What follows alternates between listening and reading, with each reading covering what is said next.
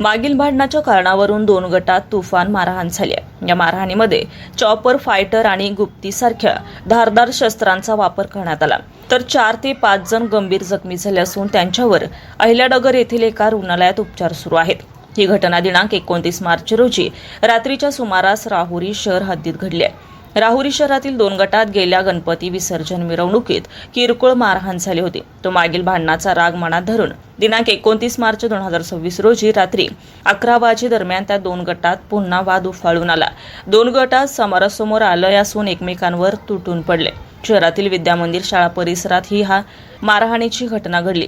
यावेळी लाथ्या बुक्क्यांनी मारहाण करून चॉपर, फायटर आणि गुप्तीसारख्या धारदार शस्त्राने वार करण्यात आले। या घटनेमध्ये 4 ते 5 जण गंभीर जखमी झाले असून त्यांना तातडीने अहिल्यानगर येथील रुग्णालयात हलवण्यात आले। या मारहाणीत दोन्ही गटातील 5 ते 6 तरुण गंभीर जखमी झाले असून त्यांच्यावर अहिल्यानगर येथील रुग्णालयात उपचार सुरू आहेत। घटनेनंतर शहरात मोठा तणाव निर्माण झाला होता। मध्यरात्री दोन्ही गटात 400 ते 500 तरुणांनी फिर्याद नोंदवण्यासाठी राहुरी पोलीस ठाण्यात गर्दी केली होती।